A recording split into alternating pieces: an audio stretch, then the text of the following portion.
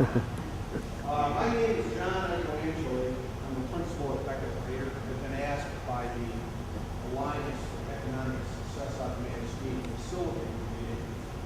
We have a couple of presenters that are going to make PowerPoint presentations to explain the scope of the project. We have Gary Lewis. Gary, raise your hand. He's the superintendent of the Department of Public Works for the Little River Band.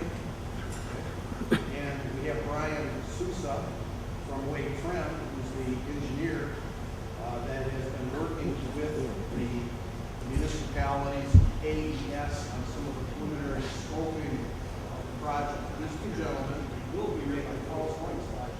We'll connect him at a point in time. Spirit Williams, who's an attorney for Big Rapids, that is the person that's putting together for the municipalities the framework for the sewer authority. We are here today. This is the third of 3 community conversations. We had 2 of them yesterday. Some of you I see some faces. We're at the one in Fair Lake at the elementary school library at 10 o'clock. We had one last night at 7 for those non-Irish people in the community that wanted to come to an evening meeting on Friday night. And we had a third one this morning. The reason historically, at least the way it's been explained to me, why we are here today at this point in time, is that a couple of years ago, the Onekama Township had started a conversation with the village of Onekama to connect to their sewer system. The Onekama Township, about 4 or 5 years ago, maybe 6, developed what is referred to as the Portage Lake Forever Watershed Plan. And in that plan, as a long-term strategy to protect the water quality of the lake, the installation of a public sanitary sewer system was one of the recommendations. It was further recommended in their community master plan that is a long-range strategy as well. So the township went to the village. The village, after they looked at the capacity of the village system, it was determined that the village of Onekama did not have the capacity to accept any sewage from Onekama Township. So the township reached out to the Little River Band tribe, who has a sewer facility, and started discussions with them in terms of hooking up to their system.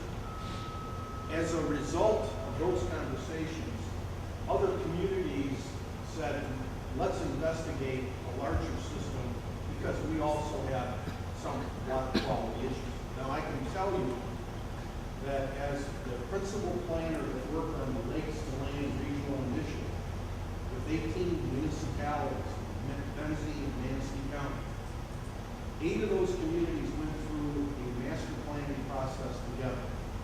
And I can tell you that we met here this June. Some of the faces I see in this room participated in that plan. And you will remember that when we got done with those community engagement sessions, we had sheets of paper that were hung on the wall with everybody's priorities. And then before people left, we said you get 3 votes. Take a look at the 20 priorities you've come up with, but you get 3 votes to vote for your highest 3. And I can tell you, all 8 communities, water quality was one of the top 5 priorities. People want to maintain and improve the water quality. Why? Because it affects their health. Why? Because it affects their property values. Why? It's important to the economy. Because we all know in the summer, the population swells in all of the communities because people have come back to spend the summer, and it's because of the tourism. So water quality is very important to Northwest Michigan. So that's the history of why we are here. This is a process that's at the very beginning. And what I would like to do before we kind of kick off the presentations, I always like to recognize anybody in the room that's an elected official. Would you raise your hand? Okay, now I'm going to ask you to stand up and just tell us what municipality you're representing. I'm Rick Monk. I represent Pleasanton Township and I'm a trustee. I'm Linda Schreiber and I represent Pleasanton Township and I'm also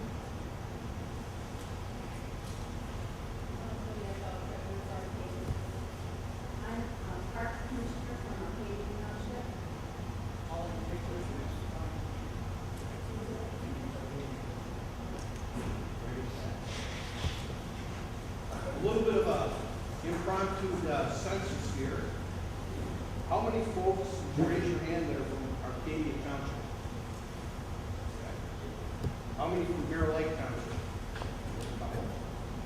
The Village of Bear Lake. Pleasanton Township. We did this at all the meetings just to get an idea of the folks that were attending. We figured that the majority of people here today came from Arcadia Township. So, with that being said, we have 3 presentations. Gary, Brian, and we're going to have Eric Williams on the phone, and to talk about the legal aspects of the sewer authority.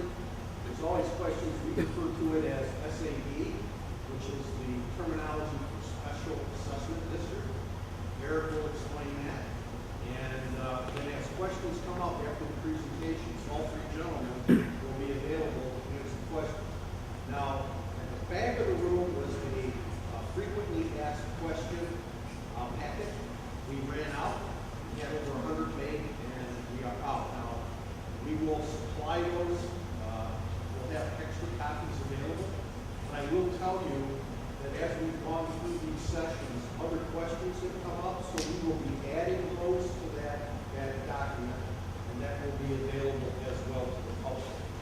I will share with you now and at the end of the meeting that there will be another series of public meetings, probably in the summer, possibly in July when most of the people are here, seasonal people are back, or the folks that live here but that go to Florida or Arizona in the winter are back.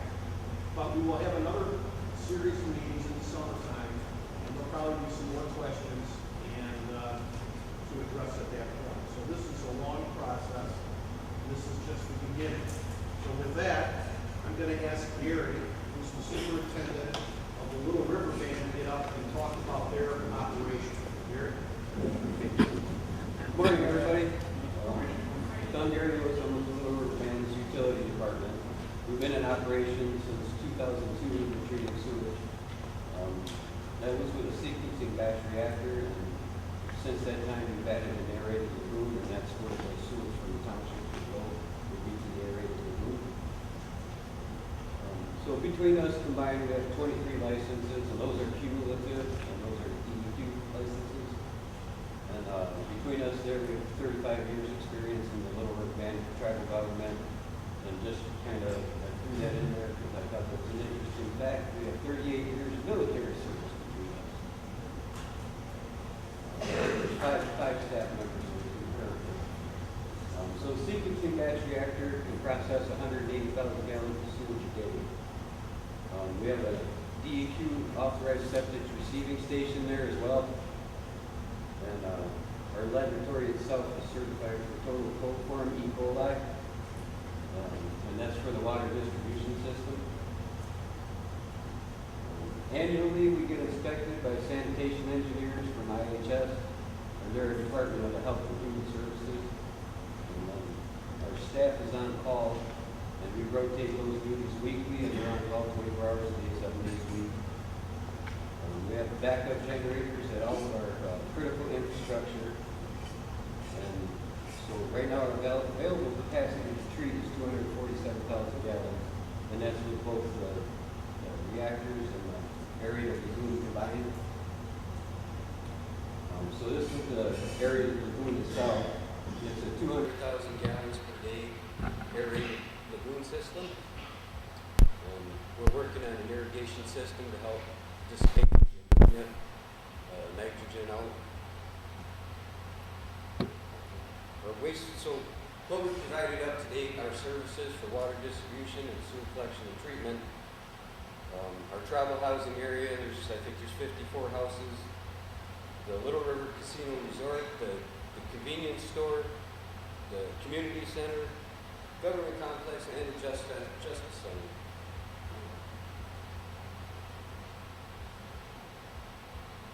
Sewer collection and treatment for Manistee Township. So since May 23rd, 2016, we've taken sewage from the township of Manistee, and that's for the hospital, medical care, Northwest Michigan Health Care, and then the county sheriff's office, the jail. And then on September 23rd, 2016, Town Line, we're limited title in the system. So some of the memberships we have that we're a part of as a utility department, there's an Native American Water Association, there's the American Water Association, and then by virtue of that, we're part of the Michigan Association, Michigan Rural Water Association, and Michigan Water Environment Association. So we're part of those. We have memberships in all those. I can't say too right now. We've actually contracted with an engineering company, and they're going to give us an evaluation of our system and recommended upgrades or costs that we would need in order to help assist treat sewage from the townships. And so kind of what the tribe's kind of motto is, we work for the 7th generation. So how do we want to leave this 7 generations from now? And so one of our goals on there is to help assist in keeping the watershed areas clean. With that, Ryan can take over.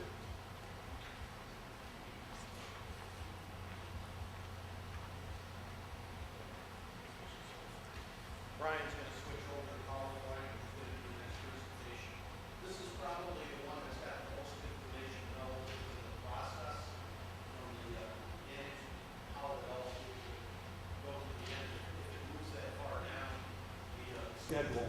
But please pay attention to Brian's presentation because it has a lot of information in it. Thanks, John. Good morning. Can everybody hear me in the back? All right, these fans I know are a little drowning, so they come on and go off, so hopefully they go off soon. But as John mentioned, my name is Brian Souza. I'm an engineer with Wade Trim out of Traverse City. And I get the dubious honor this morning, hopefully not everybody ate breakfast, because I got to talk about sewage and collecting sewage and transporting it, and pumping it, and treating it. Did you bring coffee and donuts? But I did not, and that's why we didn't, because sometimes we see it again if we talk in too much detail. The project that we're talking about with you today, Jerry covered the wastewater treatment plant at the Little River Band of Ottawa Indians. When we collect, if this project goes forward, when we collect that sewage, we are going to pump it to his facility. That's where they will treat it. The project that the townships and possibly the sewer authority is putting forward is just to collect it and get it to the tribe. Once we get it there, then it's their baby to treat it and take care of it. Okay. So I know there's a lot of questions on this, and we have a lengthy question and answer session at the end of this. Well, I'll stay here until the last person leaves. So if you want to ask questions afterwards, that's fine. If you want to ask questions as a group, that's fine as well. But as I go through this presentation, I'm going to use the 4 basic questions that are on the screen to kind of walk us through that presentation. I know these are not the only questions. These are some of the highlights, but it will get us through a lot of information as we go through the presentation this morning. So I want to define what the project is so that everybody has a good understanding of what is entailed in this project. Are we serving all of the township? Are we serving a portion of the townships? How is it getting treated? We've talked about that a little bit. What areas are we going to serve? How much does it cost? How do we pay it back? All good questions. I'll also comment on the popular question, how much is it going to cost me? What is the project? Well, essentially what we want to do is we want to collect the sewage within the township, those 5 townships, or all 4 townships in one village that are around the water bodies of Arcadia Lake, Bear Lake, and Portage Lake. Okay? Having septic systems on lake shores is not the most water quality positive situation. Sewer systems around lakes greatly improves the water quality of the area lakes, also the groundwater that surround that. So it's a big step in getting to that initiative or that idea of improving water quality within the watersheds. Once we collect all that, as I mentioned, we'll deliver that then to the tribe, knock on the door and say, hey, here's 300,000 gallons of sewage. I don't know what you're going to do with it, but it's not ours anymore. Here you go. So the area specifically that I want to talk about, let me step back, I'm getting ahead of myself. This map here is kind of an overview of the whole area. An aerial photo shows Arcadia and Arcadia Lake, Bear Lake, Portage Lake. There's M22, US 31. The tribe's wastewater treatment facility is down here on the bottom. And this is all to scale, so you can tell the relative distance between those. This first area from Arcadia, say to Potter Road on M22, 5.6 miles from here to here. So that gives you kind of a frame of reference on what we're looking at. Okay, so what the project proposes to do is collect sewage from the Arcadia Township, Arcadia Lake area, and I'll talk about those in more detail.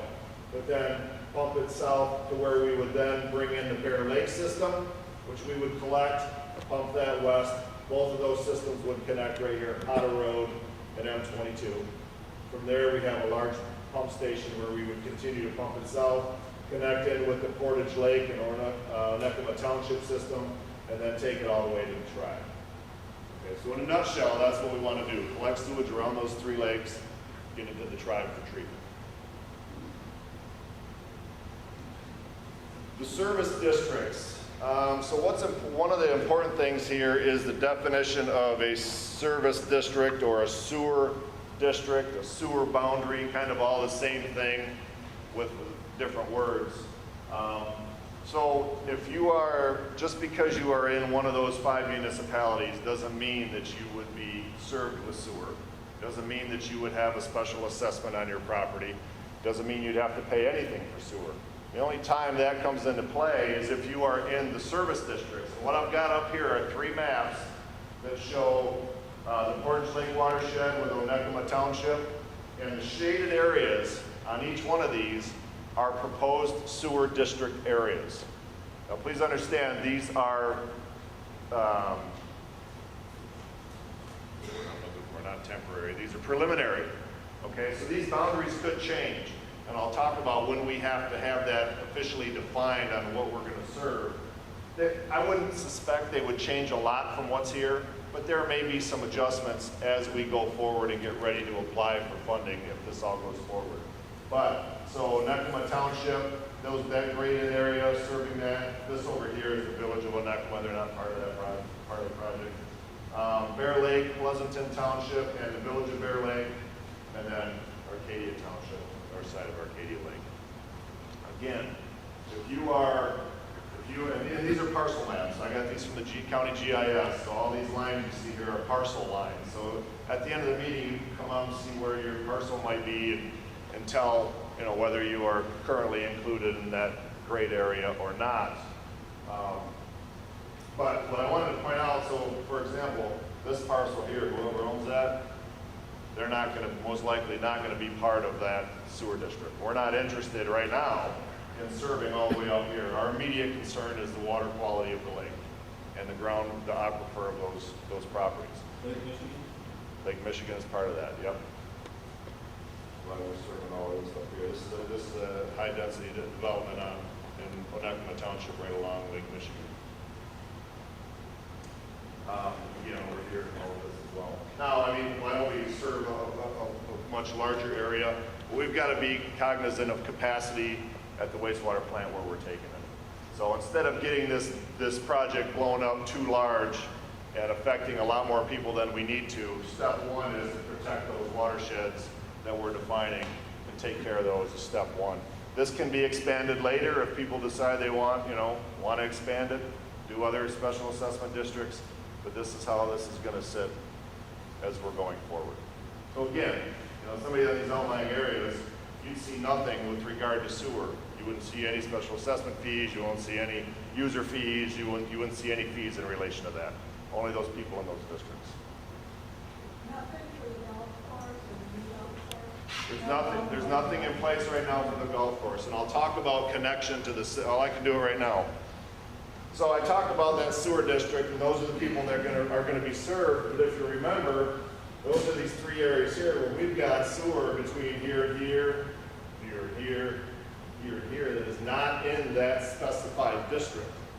Can anybody along that route connect to that? Absolutely they can.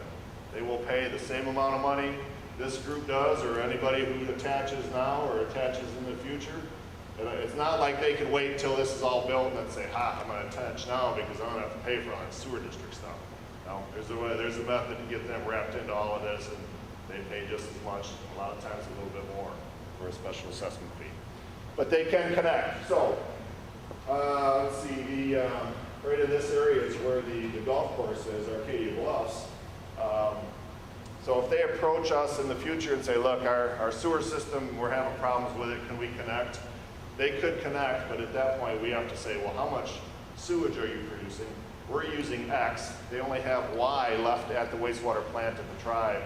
Do we have capacity or don't we? Okay. That's the game you begin playing and trying to balance capacities for projects of this nature. I have a question.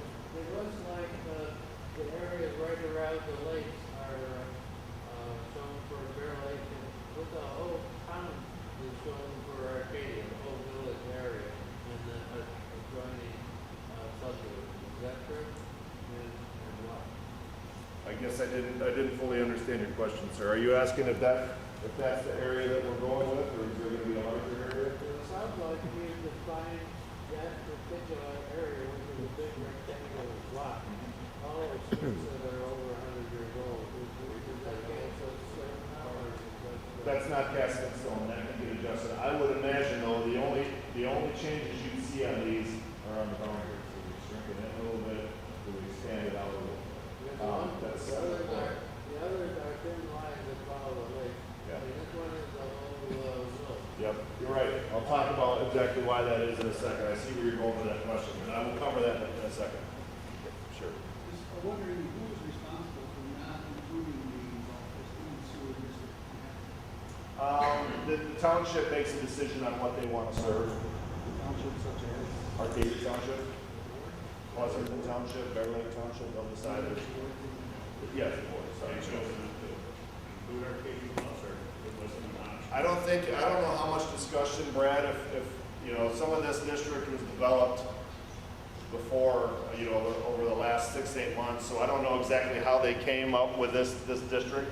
Again, it can change, but I think, you know, if we start adding in areas south of here for a special assessment district, I mean, we start bringing all of this in, that land mass there, I've got to account for capacity in case that gets built out. So maybe a lot of it may be vacant now, but I've got to set aside capacity, because if they're paying for this sewer district all these years, and then they develop, and we say, oh, we don't have capacity for it, can't do that. I'll tell you what, you guys mind if we hold off on questions till the end?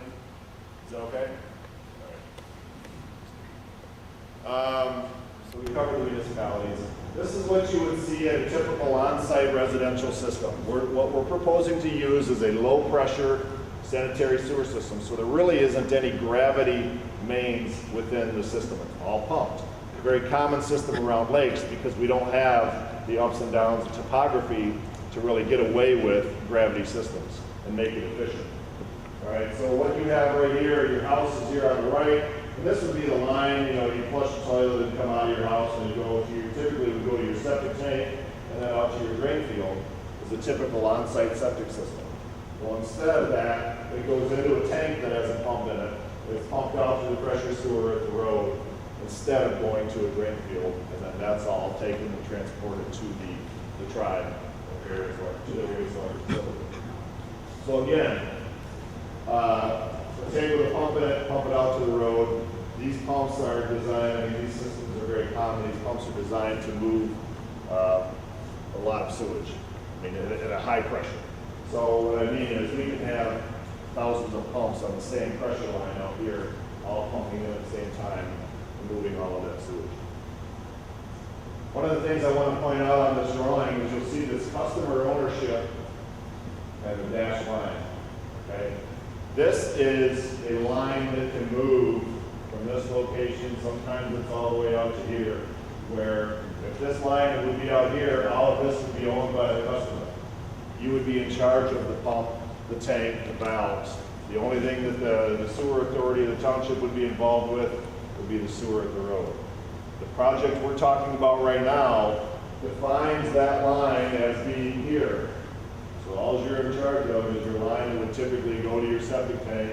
And there, we take care of the pump, we put it in, we maintain it, we take care of the valves, and everything, again, everything beyond this line would be part of this project. And one of the reasons for that is the funding mechanism for this project, and I'll talk about that in more detail in a little bit, but we cannot, it's a federally funded project, we cannot use any federal funds for private property improvements. So if we were to build or we were to pay for this pump through federal funds and then have you own and maintain it, We can't do that. So there's two options. Either one, we pay for it, we put it in, and we operate and maintain it, we as a township or a sewer authority, and you don't have to worry about it. Or if that line is here, you pay to put that in, you maintain it, you have all the responsibility.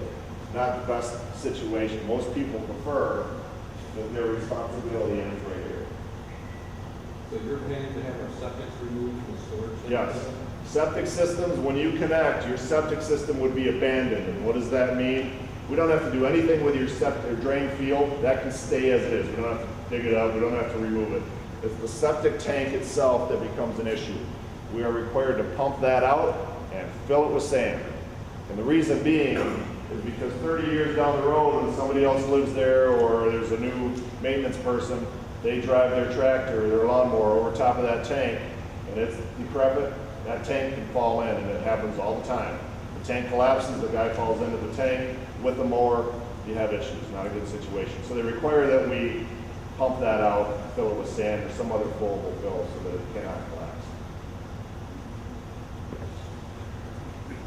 This is what you would typically see in your yard, and not necessarily the gravel. That was something that the homeowner added, but that's what you would really see. I mean, you'd see a lid. That's your pump chamber. That's the lid of your pump chamber up one page. That is this lid. This shows it coming above ground. The systems we use now, all of those valves are right. You know, this is a little bit bigger chamber. All the valves are all accessed through one lid. So that's what you typically see. Now, electricity has to get to this pump. So what you don't see here, sometimes there would be a post with an electrical control box on it. Sometimes that's mounted on the house. That's a hurdle, I shouldn't say a hurdle, that's a decision we have to make as part of the project. How do we serve that pump with electricity? Do we get it from the house? Or do we bring it in from the road and have a separate service? If we bring it in from the road, then we've got another meter base and a disconnect and a panel box. It becomes a little bit bigger control system for that. So, the problem with getting the houses is electrical permits. Some of the homes may have older electricity, older panel boxes. They're not compatible with the new breakers. You know, we get into situations with that if we decide to, or if it becomes part of the house project. All right, so we're going to collect it around these areas. We're going to pump it to the tribe. This means, and we put all this in, but how much is it going to cost, right? Sounds like a great idea. Big question, how much does it cost? 3 distinct segments that we've priced out, and we've got this broken down by unit price and quantities. We've done some preliminary engineering just to get to this point. I mean, we have to in order to be able to give you good information. So we do have, you know, some layouts, and we have quantities, and we know how many houses are where, how much property is vacant. But essentially, the Onekama Township and pumping to the Little River Band, so basically collecting this and pumping it to the tribe, if this was just their own system, around $13 million, sorry. Okay. Next one, Bear Lake Township, the village of Bear Lake, Pleasanton Township, collecting that and pumping it west to 22.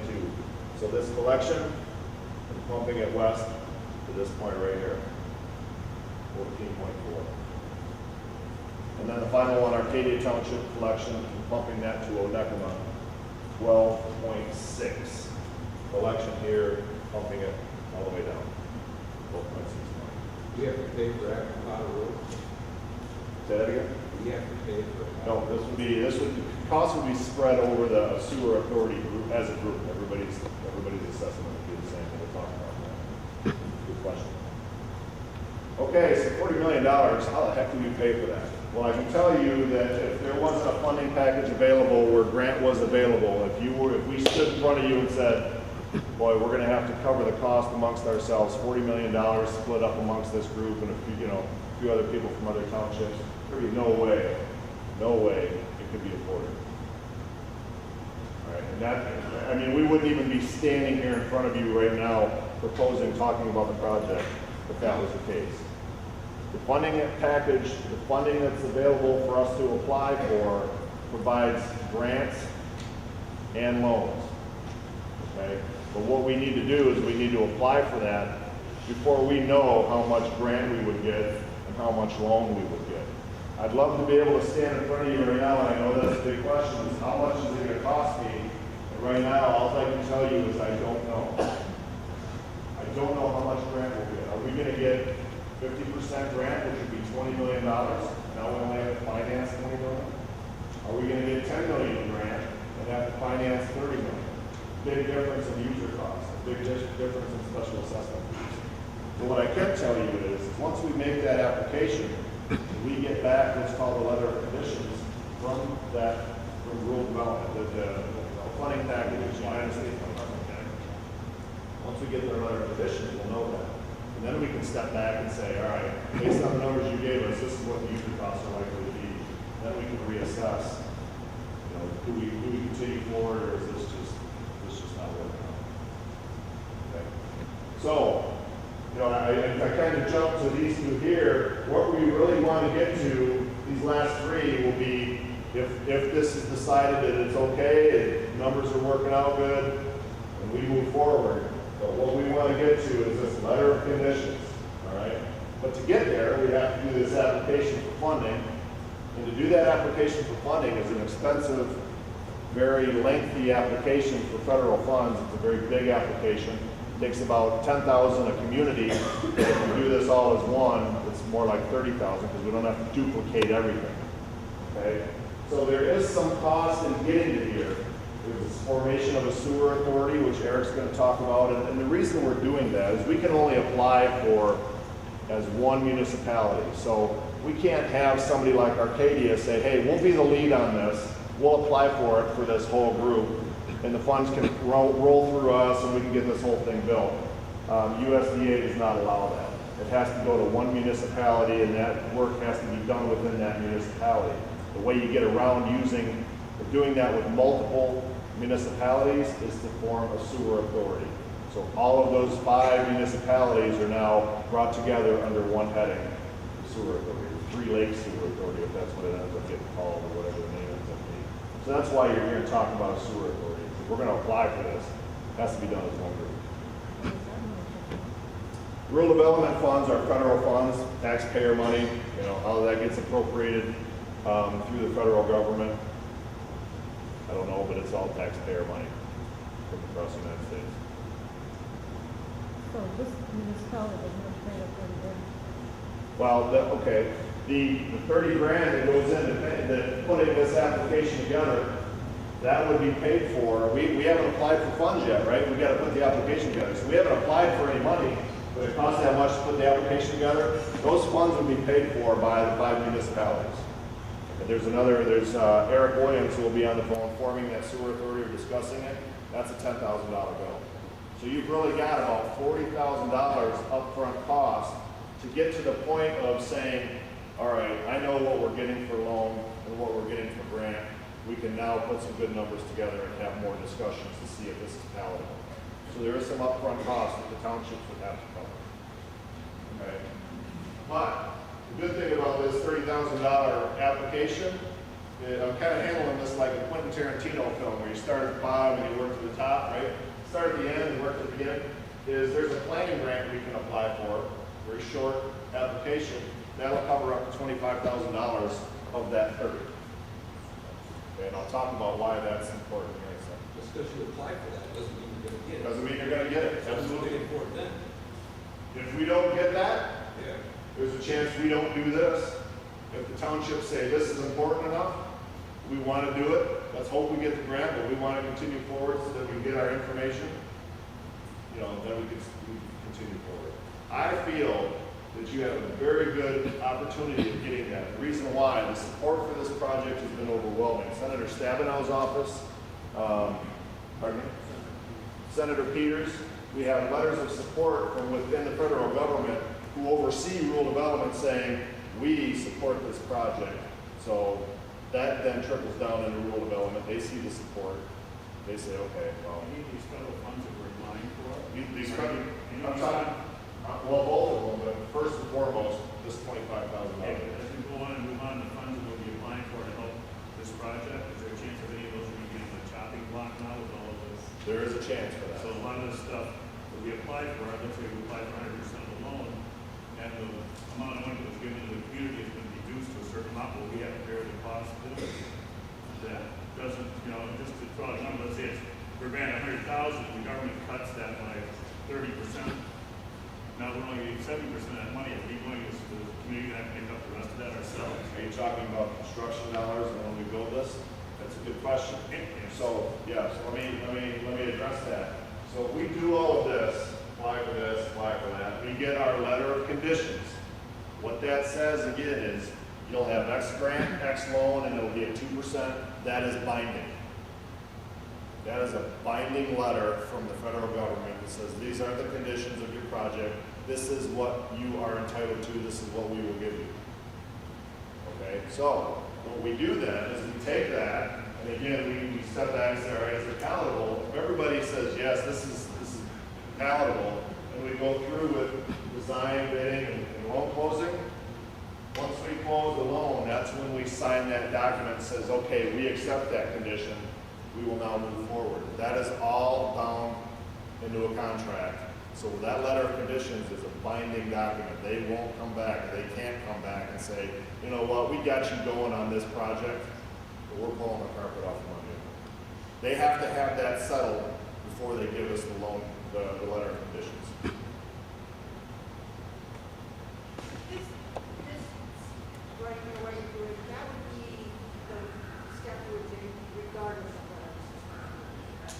You would do this regardless of what type of system. Every contract is do their whole, they would still go through this. Right. At what point in that process does the village or the residents in the project vote yes or no?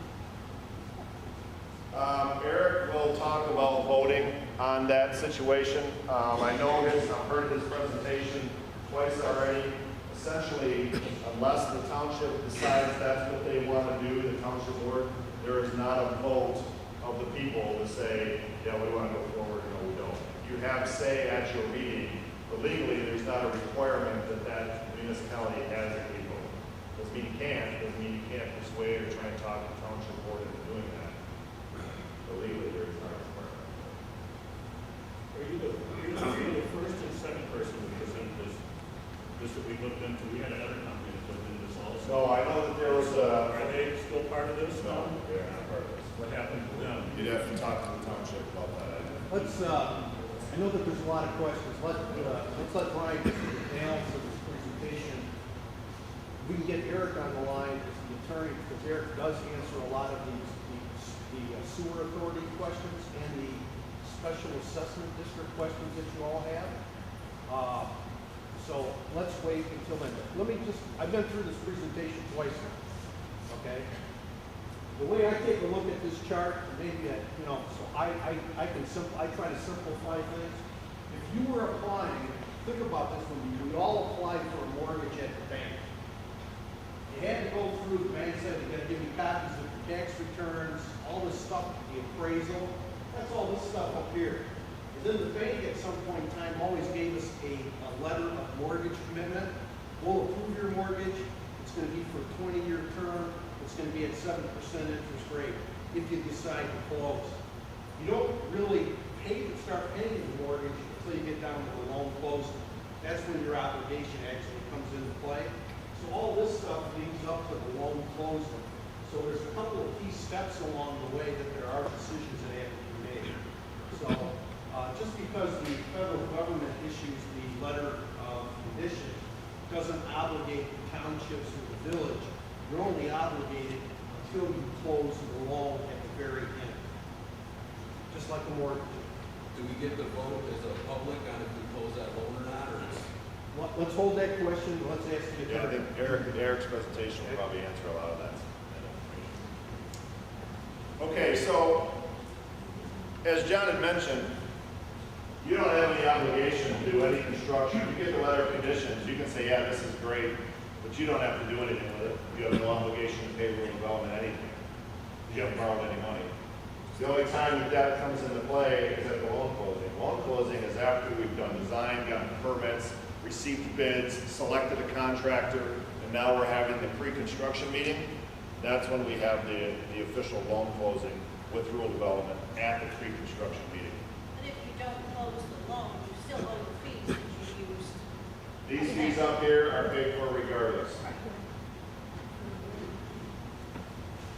Okay, so let's say the project goes forward, we borrow $40 million, well, we borrow whatever, they didn't give us some grant for the project.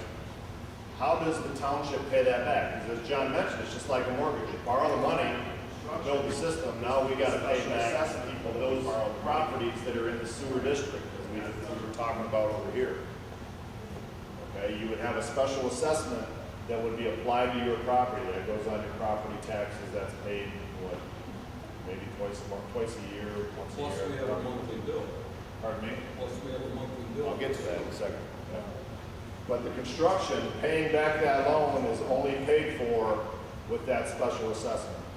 Has nothing to do, you get a monthly bill, has nothing to do with construction. Special assessment covers and repays that loan from the federal government. They won't give you money unless they see that you have a method in place to repay that loan. If nobody connects, you build a system, nobody connects, you still have the money coming in from the special assessment to pay back the federal government. Okay, now, when people connect, that's when you'll be getting a monthly bill. That covers operation and maintenance. That covers the cost of treating that wastewater at the wastewater treatment plant. Okay? Connection fee, right? The connection fee, if people connect when this construction project is going on, so when the equipment's here, things are being built, if they connect, we have costs built into the project to cover that connection fee. Once the construction is done, contractor is gone, things are restored, somebody says, a year later, I want to connect, then there's a connection fee that's associated with that. Contractor, we have to mobilize contractors, we have to get prices, we have to get construction, you have more restoration, things of that nature. So, again, the two costs, special assessment fee, this is paid whether you connect or not, as long as you're in that sewer district, that covers or repays the loan, and then once you connect, there's a monthly user fee. It could be quarterly, some utilities bill quarterly rather than monthly, but again, that covers the cost of operation and maintenance of the system, it covers treatment of that wastewater. Typically, how many years is that special assessment? Rural development loans are on a 40-year term. So the special assessment has to run as long as the loan does. Now, for rural development, there's no penalty for early payback. So if for some reason, some benefactor shows up and says, you know what, I love this town, I want to pay off, here's a donation, and that's used to pay off the loan, we can pay it off on day 2. No penalty. All right. What does that do to the special assessment fee? I don't know. I've never had that happen. I would imagine it would go away because now it's covered. But I don't know. I don't know the specific answer to that because I've never had it happen. Most of these typically go the full 40 years. I mean, I don't have any that I put in 40 years ago, and now I'm seeing them, 40 years later. I'm like, oh, that one I designed, and it's finally come to fruition. But I am dealing with them now that were put in 42 years ago that we maintain and operate and rebuild. Because usually after 40 years, you have to do some changeover on controls and things of that nature. I mean, that's something good. All right, so schedule. What's our schedule like? If we start today, if we move forward today from top to bottom, you're seeing form an authority in April of 17 and start construction in May of 19, 2 years and a month later, at best, if we continue forward as we're going now. Two of the things I want to talk about up front here, form the authority, submit the planning grant, April of 17, that's next month. All right, the reason we've got that listed that way is those planning grants are due by the end of April. They are very competitive. If we don't have it in by the end of April, the chances of us getting that money decrease greatly. And the federal government has called us, the state engineer for rural development and the person in charge of rural development who are all supporting this project said, can you guys have that into us by the 15th of April? 15th or 20th, one of those 2 days. Because they want to see this go forward. All right? But in order to do that, we have to have the authority for it. And Eric's going to talk about that in more detail. Now, it seems like we're trying to ram this through. We're not trying to ram it through, we're just trying to get stuff done so that we can meet their schedule and their deadlines so that we can get the grant money in our hands so that you don't have to pay that back. Could we totally forget about this? Submitting the planning grant? Absolutely. Then that frees up this time frame a little bit, right? You see our RD application, that's good until October of 17. That's a lengthy process. It takes a long time to put that together. So if we're not worried about getting a 25% grant or $25,000 grant, we freed up some time, but we're trying to get that money in the court. All right, so application for rule development. This is so that we can get that letter of conditions that defines how much loan and how much grant. We make that application in October. They have some back and forth. So once we submit that application, a lot of times these questions on their end, they ask for more information, they want something repackaged differently. There's always an iterative process back and forth there. So we've given several months to handle that. All right? Here. And once they have everything, they're happy, then they'll issue the letter of conditions. Again, that's the document we really want so that we can assess what's going on. If you notice between letter of conditions and begin design, I should have had a big black line through here. This is where we make that decision because now we know, we have a good idea of how much those user fees would be.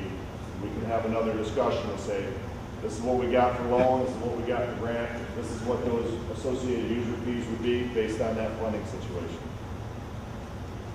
Everything's a go. We started this process. Everybody says, forget it. We all walk away. The only cost that we're out is that $40,000 up front to get us through these 4 steps. I should say only 40,000. Okay, but if we go forward, we start design, get the finalize design, receive permits in December. So from April to December, we have several teams working on it. Get it done. It's a large project. Open bids in March of 19. You want to open bids for a project this big in the late winter. You don't want to open bids for a project like this in the summertime. Contractors are already busy, their schedules are full. The last thing they want to do is spend 2 days in the office trying to pull a bid together. If they write down, if I can get it for this much, I'll do it. But I'm not going to sharpen my pencil at this point. So a lot of times, the best thing for a project of this nature is to bid it out in the late winter. Then we can hit the ground running when the frost laws come on. And again, if we run through this process, we start now, we're still over 2 years away before we start construction. Construction is going to take a year. You're not even using the system from now until you actually can flush the toilet and use the system, 3 years. That's why we've got to get this process into queue, because trying to force it any faster never works in a municipal situation. The speed of municipality, right? It's not fast. Could you say something about the water quality? I will. I got a slide there.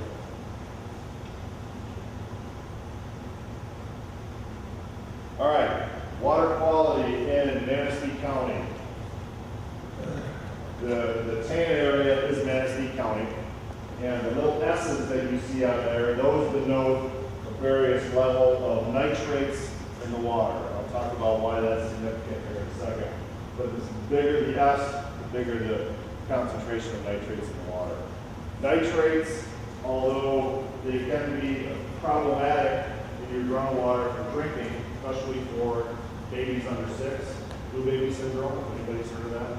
Nitrates keep the body, the red blood cells in your blood from carrying oxygen. That's why babies turn blue, especially 6 months and under. It also affects the elderly. But the other thing you need to know is nitrate concentrations are also an indication of potential other contaminants. E. coli is a big one that goes along with that, especially in sandy soils, which the beaches and the sand that Manistee County has, there are some areas of clay. But with that geology that you have here, septic systems, once it comes out of your drain field, it doesn't take very long for it to trickle down through that poor soil and get into your groundwater. What you really want in that soil is clay and silt. It slows that down. It allows the bacteria in the soil more time to eat the nutrients in that wastewater and clean it before it gets to your groundwater. And you have very coarse soils. This is the problem that you begin to see. So what I want to specifically know, here's Arcadia Township, bunch of S's. There's a big one in there. You can kind of see part of it. It's covered up. That's greater than 20 parts per million of nitrate. That's not good. Okay, so you've got the geology here that, I mean, it's nothing that you guys did specifically, it's just the geology that you've dealt within the area. You've also got, you know, similar situations around Bear Lake and also Porter Shore. Okay, now, you see other areas in here, a lot of these are smaller S's, are spread out more. Again, these are just wells that were allowed to be tested. Okay, this isn't, they didn't test all the wells in Madison County, and these are the only areas they had issues. These are the wells that they could test and got hits on. But people allowed them, yes, come on in, take a test on water, or some people submitted samples to a water quality lab. These are from 1983 to 2003. This is on the DEQ website. This is where I got this information. So if you want to look that up, it's right on their website. So are septic tanks found on this, or fertilization from farmers and stuff? Yeah, septic tanks are a big one, fertilization from farmers, fields that allow sludge from when people have their septic tank pumped, they spread that out on fields, that's how they get rid of it. That's another culprit. So this is for 14 years old? This data is from 83 to 03. I mean, this may be, nitrates don't break down very fast in your water, so you may look at a new map. This is the one they have on their website, so I couldn't get a newer one. Maybe worse. I don't know. But again, nitrate hits are just an indication of things getting into your groundwater, and the potential to have other contaminants with that is great. Talk about waiting About what? and the interest rate. Wait, oh yes, good question. I did cover that in the other one. Let me go up. Okay, with this schedule, what if we said, you know what, let's think about this for a while. Let's kind of chew on it. We don't need to rush into anything. The interest, and the reason we should bring that up, the interest rate that is available to this group right now for rural development is 2% interest. So whatever they give us for loan, right now, if they were to give us a letter of conditions, it would be at 2%. They adjust that interest rate quarterly. Okay, so at the end of March, they're going to come out with a new interest rate. They go up, they go down, and they even stay the same. The indications are right now that it's going to stay the same. But 6 months ago, it was either 1.5 or 1 3/8. So it's been going up ever since. Now, with the economy the way it is, everybody's expecting it to creep up and continue. 6 years ago, 7 years ago, we're looking at 5%, 6%, 7% for interest rates. People were happy with that. That was a good interest rate. But now we've had 1 3/8. We're at 2. You know, that's 1 3/8 is the lowest it's ever been, ever in the history of world development.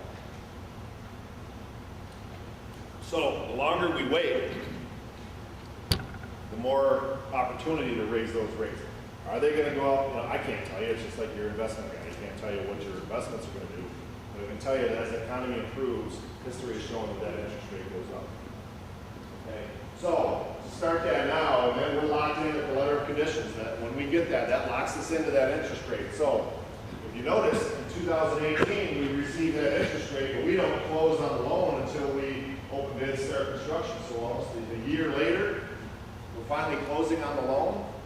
Well, we're locked into that interest rate on the letter of conditions. So the sooner we can get that, the better. Once we get the letter of conditions, that's the time to say, all right, we got this. We got the obligation. Now let's talk about how we handle it. Okay? And when we close the loan, if the interest rate now is at 3%, we're locked in at 2, or whatever the letter of condition says. Let's say the letter of condition says 2. If it's 3 when we close, we stay at 2. If it's 1.5 when we close, we get 1.5. Okay, so we get the lower of letter of conditions or current, whatever is lower. We are at the point where we have to move on right now in order to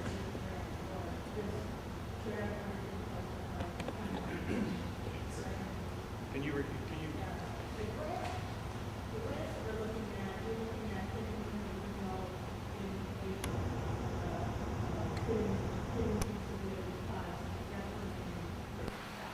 So if we started later,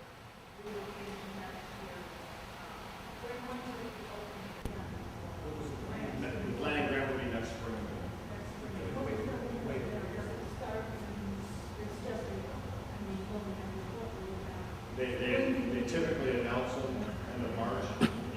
So everybody's getting ready. They know this is coming. And they make the announcement, we're accepting applications. And that's usually the month of April, they accept applications. Once a year. Once a year, yeah, regular. Let's, before we get, Eric, Yeah, I'll dial him up. One other thing, I'm going to dial up the attorney here to get him involved. One other thing I was going to say is construction costs. They don't ever seem to go down. They always kind of ratchet up. So, you know, where we sit now, we're 2 years away from even starting construction. So the longer we wait, the worse it gets.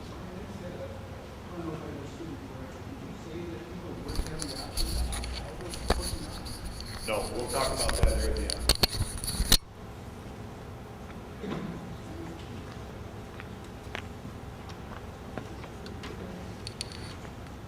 Hey, Eric, Brian, how are you? Good. I am. I'm going to connect you here on this speakerphone and get you going. Sound good? Hold on a second. Can you hear me, Eric? I can hear you, Brian. How's the sound over there? Good. I had to turn the volume up, but I could say a few words, Eric. I want to make sure everybody can hear you. All right. Is everybody able to hear this? Okay, very good. They can hear you, and you're staring at about 50 people. Okay. Good morning, everybody. Are you ready for me, Brian? Yes, go ahead and start. Okay. For the purposes of making this sewer project come into form and reality, the 5 municipalities are considering adopting articles of incorporation for a sewer authority. The articles of incorporation have been prepared and circulated to the municipalities, and for this to go forward, each municipality will have to adopt, not that anybody's making them, but if they want to do this, they have to adopt articles of incorporation to form the sewer authority. The sewer authority would consist of the 5 municipalities, and the sewer authority will have a board that will have on one representative from each member or constituent municipality. So each municipality will select one elected representative from their community to be placed on the authority board. So it'll be a 5-member board if all 5 municipalities join by forming or adopting the Articles of Incorporation. The articles have right in them the purpose of the authority, which is to plan, design, engineer, finance, construct, and operate a public sewage disposal system serving sewage districts within the constituent municipalities of Onekama Township, Pleasanton Township, Arcadia Township, Bear Lake Township, and the village of Bear Lake, and transporting the collected wastewater for treatment to the facilities of the Little River Band of Ottawa Indians. So the only way this comes together in an authority is if each municipality adopts the articles and says we're in, and identifies or nominates their person to be on the board of the authority. Once formed, the authority will seek financing, planning, designing, and options for putting together a sewer system, and the input for what's going to happen will come from each member municipality. The sewer authority isn't formed for the purpose of imposing a district or project on one of the municipalities. The authority is formed to prepare and propose one for each municipality, all as one large project. And then the sewer authority will be seeking the financing for the entire project rather than having each individual municipality try to plan, design, construct, and finance their own collection system. Ultimately, unless the constituent municipality cannot, by its legislative body, in any of that project. So the individual municipalities never give up the right of first refusal or approval or signing off on whatever project is going to be built or constructed in that municipality. It's designed that way on purpose, so each municipality gets to participate in the planning and design of the sewer system for that municipality, and each municipality has the final say on whether or not that project will be built. Those are the safeguards built into it so that the authority will represent and do what it is the municipalities want rather than vice versa. Any questions so far? Yes. You talked about elected officials to the board. Yet each of those individuals is an elected official to that particular township board, am I correct? The question, Eric, is each representative on the authority a elected official from each of the respective municipalities? Say it again. I didn't quite hear it. The members of the authority, I think this lady would like to confirm that the members of the authority would be a appointed elected official from each one of the respective municipalities. That is exactly correct. The township board and the village board. So each member municipality, like a township or a village, will appoint or select its voting member to be on the sewer authority board, and each member municipality has the right to remove that appointed member if they want to. That member is an elected official. Yes, and I missed that, or I didn't say that, but yes, we have right in the articles that member is an elected official of the constituent municipality. At our Arcadia 9th February meeting, we were led to believe that each homeowner in the sewer district would have a vote on whether to go ahead with this project or not. But now it seems that it's up to the members of the township board to vote the authority in. And that it's good that there's no more input by the individuals of the community. Eric, the question is, the first part of the question is do property owners that are within the proposed district have a right to vote on the establishment of the district? Of the authority? There's no vote. The short answer is no. There's no vote or referendum on the Articles of Incorporation or the forming of the authority. The vote to form the authority is done at the township board or village council, and it's in the form of adopting or not adopting the Articles of Incorporation.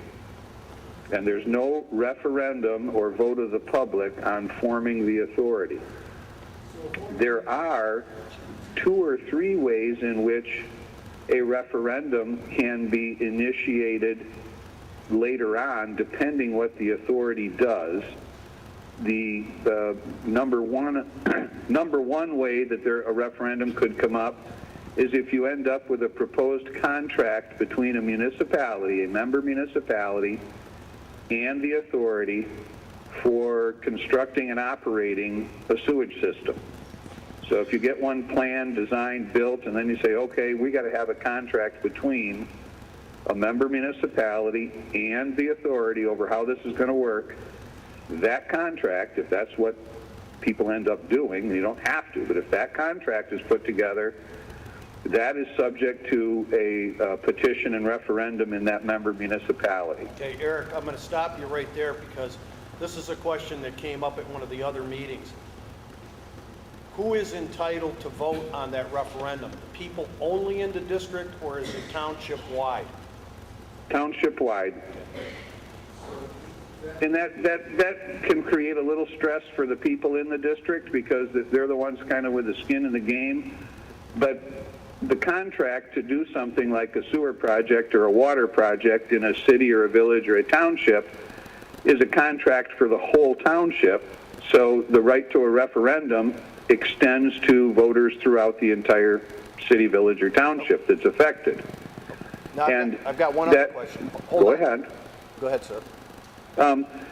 It's there for a lot of reasons, and people sometimes worry that maybe the right to vote on something like that in a referendum is too broad, but my experience has been that communities handle that pretty well. I mean, as soon as they understand whatever it is being proposed is it's a contract for the whole township, but it's for a project that's limited to 2 or 3 areas. Usually the only people that are very interested in it are the ones that are in that area. And if they don't want it, they're going to try and come out to vote it down. But it's not an automatic vote. It's a vote that comes up only if you have a petition circulated and a certain number of signatures, which isn't too many, but people have to initiate that referendum on the contract for the project. Okay. And that's like an ultimate safeguard, so that if the entire community gets in an uproar over the proposal, the township board can approve it, or the village council can approve it, but there is still the right of referendum if people want to do a petition on it and call for a vote. Okay, I have another follow-up question. Sure. Clarify my question.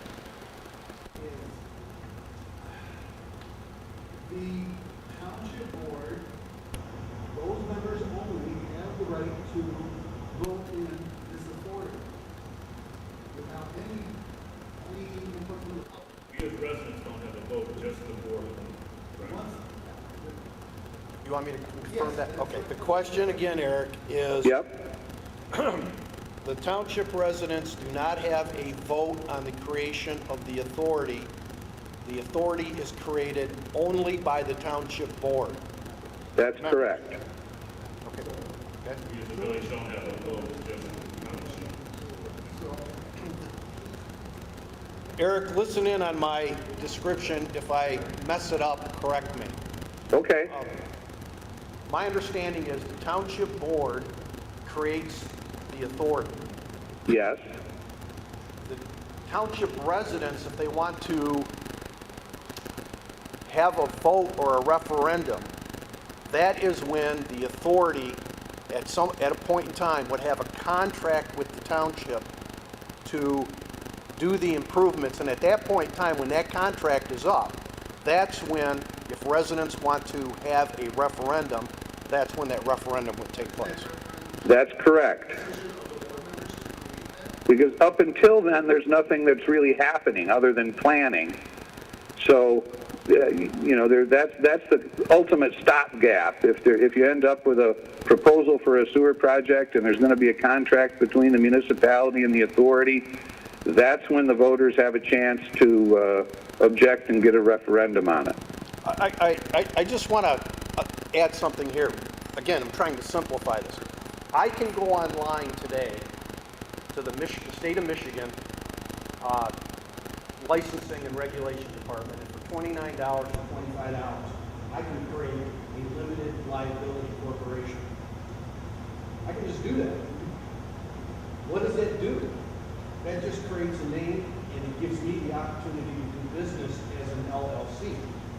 Unless I sign a contract, there's no obligation to that LLC. It's the same thing with this authority.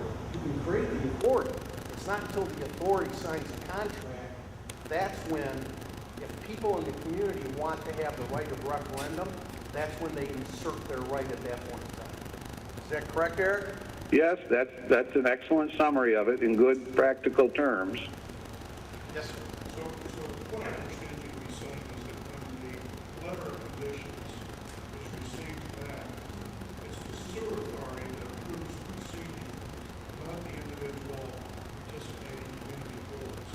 That's a good question. Eric, the question was, the letter of conditions from rural development that specifies the grant and the loan. The next part of the question is, It's the sewer authority that approves the proceeding, not the individual participating community boards. is the sewer authority the one that initiates proceeding with the project, or does it go back to the respective communities for them to vote on proceeding with the project? The sewer authority makes all the preliminary decisions along the way to just make the project go, but the authority can't make any agreement with the municipality or commit the municipality to the project without the specific written approval of the member municipality from the township board or the village council. The communication back and forth along the way has to be designed by the authority and the member municipalities how much they want to have. The authority is being formed to do these things for each municipality, so the proposal, like what we want to do in each municipality has to come from the municipality. The authority doesn't have any way to just imagine what it is each municipality needs or wants.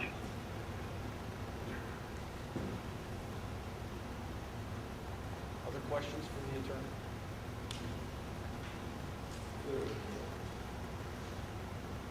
We have any other questions for Eric?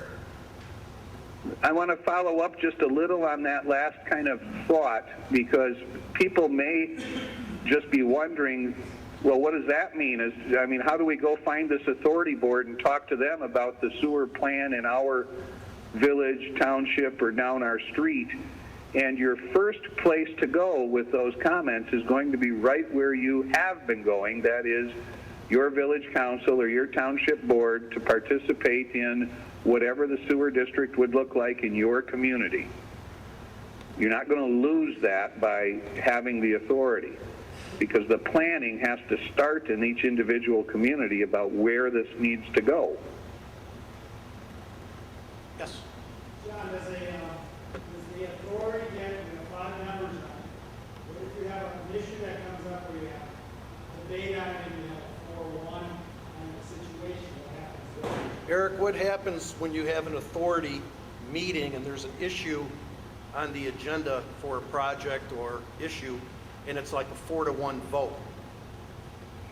Yeah, it's a good question. The way the articles are designed, the authority can proceed on a 3/5 vote, except for funding formula decisions about which municipality has to pay how much. That is a unanimous vote. Let me just share something offline with you guys. I'm an elected official. I'm a city councilman in my community, and we have a sewer authority. The city and the 2 townships have had a sewer authority probably for close to 30 or 40 years. We appoint, in our community, we appoint our mayor, which would be your township supervisor, as our representative. Okay? The authority meets on a quarterly basis. They develop their budget, they develop their projects, but I will tell you this, anything that has to do with rate regulation is set by each of the municipalities. We vote on it. I vote on it as a city councilman. When there's a project, expansion of the district, I vote on it as a city councilman. So the authority is there basically to administer and manage. But when it comes down to financial decisions in terms of rates, in terms of the utility rates that are going to be charged to residents, that is a local decision that's made every year at our council meeting. So we do not give up. We never gave up our authority. Our authority to review what the costs were going to be for our residents. And the authority has worked out very well. That's just a sidebar conversation, because our community has a sewer authority, and it's worked very well for 30 or 40 years. But it gets to what Eric is saying. On matters of rate adjustment, all of the members of the authority have to vote in the affirmative as partners. Okay. Any other questions for the attorney? Yes, got another hand.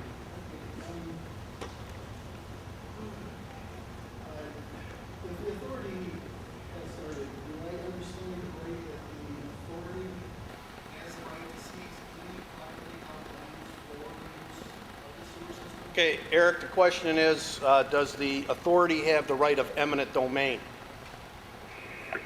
It does.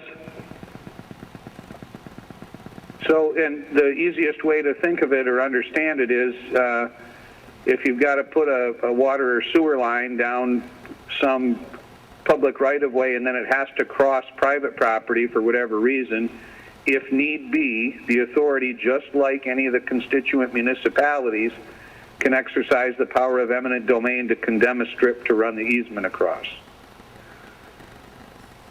So it's no different than the power that the city, village, or township would have if it did its own sewer system or water system. The authority has that same power. And, you know, working in local government as long as I have, I can tell you that local government doesn't exercise eminent domain powers very often, very easily, or without, except only at the last resort.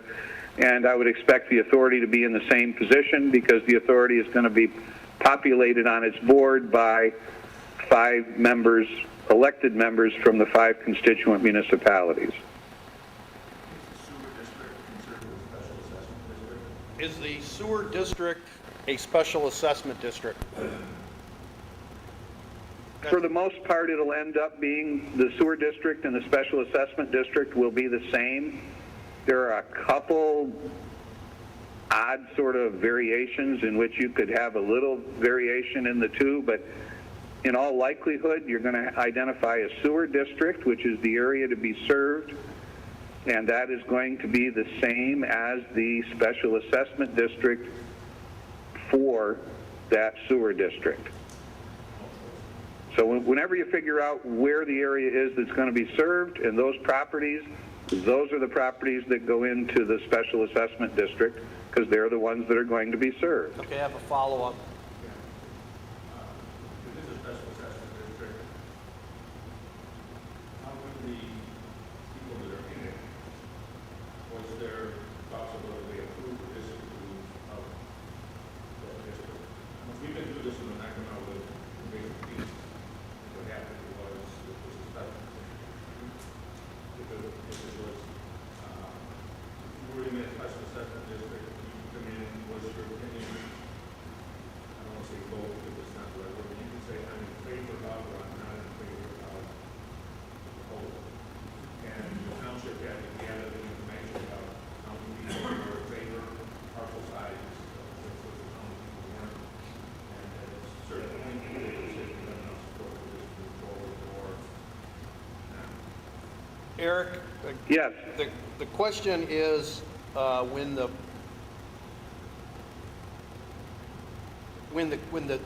special assessment district is formed and established, do the people that are inside the district that will be subject to the special assessment district payments have an opportunity to voice their concerns and questions to the township board? Yes, when the special assessment district is formed, there has to be 2 public hearings, and the township or township board or village council has to listen to the people that are going to be affected in order to determine exactly what the district should be. And it's not uncommon at all to draw the sewer district proposed and the special assessment district that goes with it, hold a public hearing on it and find out that 6 people on the end of one road already have access to sewer someplace else, or they're way farther back than what all the maps showed and they don't fit in this sewer district, and then the village council or township board have to redo it. That's more the norm, that there are adjustments in the proposed sewer district or water service district and then the special assessment district based on citizen objections and complaints than the other way around. There's almost always somebody that gets added or dropped because it isn't quite what everybody thought it was when it laid it out. And along those same lines, you should never have a proposed sewer district or special assessment district that's different on the planning table at the authority or on the planning table in the township. By the time it gets ready to be proposed for public hearing, you shouldn't have any competing ideas of what the district looks like at the authority or the township board level. because the authority is there to do what district the township or village needs. So you shouldn't end up with outside input, if you will, about what that district's supposed to be. You should develop that with the municipality, and then the people get their chance at 2 public hearings to tell everybody why they want to either be in or out of that district. Well, what if there hypothetically is 400 people that are in this district, and 201 of those residents voice their objection to being in the district? What happens?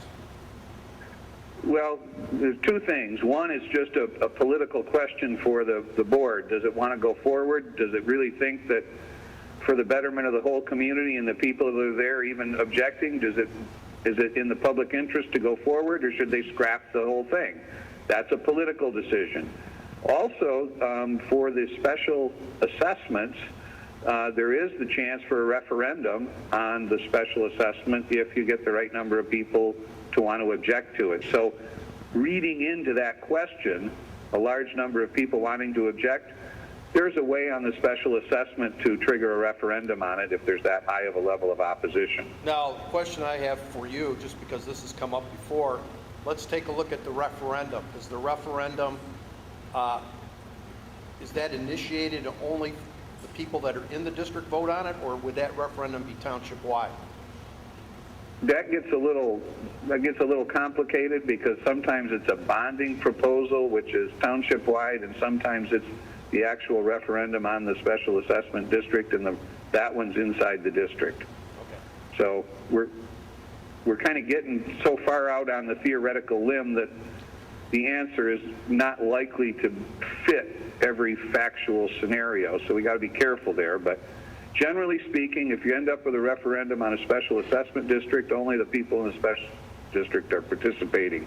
If you have a bond financing issue that people have a right to a referendum on, that one is going to be district-wide, not just the sewer district. It's going to be the whole voting municipality. Okay, sir. We got 4 houses in the district. And I apologize for how goofy that sounds, because there's just no better way to explain it. No, that's fine. We've got to have a question. We have 4 houses in the area. We have to hook up by law all 4 houses to that sewer system if it comes in. There's a gentleman that asked a question. He has 4 houses in one of the proposed districts that Brian has maps on. He's got 4 Yes. houses. Does all 4 have to hook up? Yes, and that needs to be, this point needs to be made early, made often, and repeated, so it doesn't get confused in the process. The only reason you put together a public sewage collection system is to have people hook up and use it. So the planning of it, the design of it, the financing of it, the USDA financing of it is all conditioned on and aimed toward having everybody within a certain distance of the pipe hook up. And that, somebody always wants to ask, well, can we have an exception because I have 2 lots, or I'm on one side of the road and the other side of the road, and then maybe I don't have to connect. And there might be some factual permutation where a vacant lot, for example, doesn't need to be connected.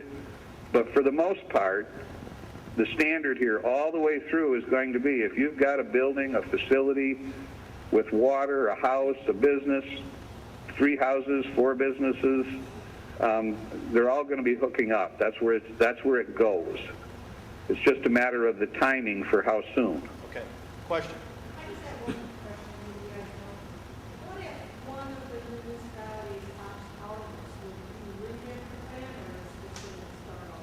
Yeah, the way this is set up, and the reason we qualify for the interest rate that we qualify for is there's 3 levels of interest rates within Rural Development. I'll call it high, medium, and low. We qualify right now based on the cross-section of the municipalities that are participating for the low interest rate. Depending on who may opt out, that can significantly change the cross-section of the group that's carrying forward with the project and change what interest rate we qualify for. But even more so, it would change how much grant is available to that group. This lady here. Talk about this sewer district, and vote a referendum, voting in a referendum, many of the people around Portage Lake are not registered voters, so they could not vote in a referendum, is that correct? Even though they are the people who are most impacted. Eric, the question is, some of the folks that live around the lakes, some of them, or most of them, people are saying, are non-residents. They're registered to vote in their other communities. So they would not have an opportunity to vote on a referendum? It's going to vary on the type of referendum, but for a referendum, like on a bond financing question, that's going to be across the entire city, village, or township, and it's based on being a registered elector in that city, village, or township, they're right, they don't get to vote on those.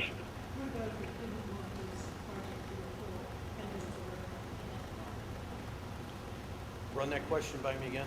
If enough people who are impacted by the sewer district or the assessment chose not to have this process go forward, and there was a referendum, could they vote? No. That's based on what you...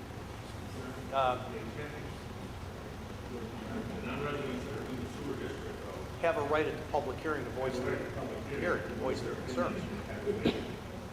Okay.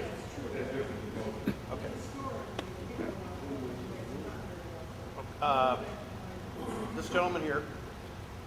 Two-part question. Number one, looking at the maps, it looks like the initial area of service will be what I would refer to as the municipal downtown areas, which frankly is the image of our communities.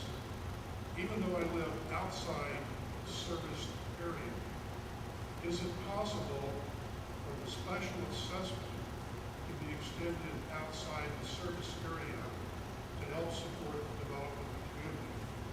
For example, for those willing to help share that cost to lessen the burden on the initial service to the community.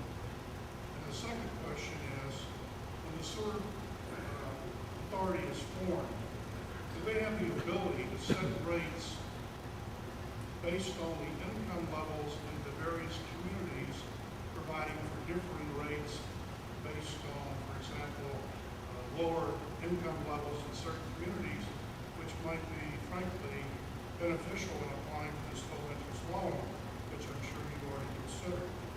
Okay, two parts.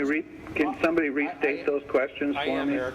It's a two-part question. The first part is, the gentleman said what if a property owner that is not inside one of the proposed districts, is it possible for property owners outside of the district to participate in the special assessment district in order to lessen the cost for those that are in the special assessment district? That's the first question. The short answer to that one is no. The only way to balance that out is to expand either expand the sewer district and special assessment district to include the other property. The whole definition in legal theory behind special assessments is it applies to land that's benefited by the project. So if you've got land that's not benefited by the project, can't be in and can't contribute. So the way you get more people in, even if it looks like they're maybe not part of it, but they want to be or they should be, that really means you have to rethink your plan about how to include them and design the plan so that it works a little better. Okay. Yeah, the second part of the question is, can the utility rates be adjusted by municipality based on median income? The concern is... I understand the concern. Short answer is no. Okay. Nobody likes to hear it, but all the utility rate setting laws require the actual cost of the system to be borne by the users, and you're not supposed to provide free service. There's actually prohibitions against providing free sewer and water service by municipalities and authorities. So that what that comes down to is the authorities and the authority and municipalities will have to look at their rate residential customers, those who are in the class that are most likely to be strained by the cost, and try and make those as accurate and as low as possible to keep them affordable. But you have to do it that way based on cost, not based on subsidy. Okay, I got another question. Yes. Yeah, based on what Brian said, I understood that abandoning the septic systems would not be the homeowner's responsibility. But in this flyer you handed out, it says typically this is a cost borne by the property owner for abandoning the septic system. Brian, this is a question for Brian. Yeah, the cost, the estimates that we did for this project include and have already accounted for abandoning septic systems. Yes, ma'am. What was that, by the way? Ma'am? How complicated would it be to take an assessment center and turn it into a solar system, make it into a city or area so that people within the assessment, with the assessment area, get to vote solely on what goes on with their communities? You know what I mean? I mean, if you're in your assessment area, the burden is on you, as is already done. But everybody within the township is voting. People vote. Who voted to be so fair? Your voice may be louder, you know, but you really don't have a vote. There's very little of us that have a vote. Because most of everybody votes. So what's your The question? people being assessed are not the people who have the vote. The vote is not valid for deciding, making decisions with the assessment. Okay, Eric, Yes. I'm going to try to paraphrase young lady's question. It is, her question is, if you live in the assessment district, you don't have a vote if you want to stay in or out. You can go to a public hearing and voice your concerns to the elected officials who would establish the district. But then on the other hand, once the township wanted to move forward with the contract with the sewer authority, the entire township would have the right for a referendum and a vote. True. Okay? Is there a way to make that group of people a separate voting entity? And what group of people? The people who will be affected, people within their own property, within the sewer district, in the sewer area, the authority controls that area, makes all the decisions for that area. Okay, the question is there a way that the people that are in the district basically have a final say, is that a good way of saying it? Have a final say on the decision making? And make them a voting entity. And make them a voting entity? I don't think so. There's no single step that gives an individual landowner somehow a veto power over the township board or the village council with regard to making a decision that affects that landowner. It's just not something we have in local government. And in this setting, the opportunities for that ultimate veto are all in the voting package. So if there is the bonding situation that triggers a referendum, you get to vote on that. If there's the contract with the between the municipality and the authority, you can have a vote of the electorate on that. And then with regard to the special assessment district, with the right combination of things, you can end up with a referendum on that. So you could end up with maybe 2 or 3 of those votes, but there is no way for a property owner to have just individually a veto vote over the township board decision or over the authority decision. I think that means your township clerk's going to be busy. So the village of Arcadia could not. Well, the way, the same people that are elected in the village council and to the township board before forming an authority and after forming an authority are still there. And those are the people to whom you would go right now to say whatever you think about the possibility of being in a sewage district. And they're the same ones you're going to go to if it ever gets proposed through the authority. But the authority is going to be doing that for the municipality. And it's supposed to come up with a plan and financing for the municipality.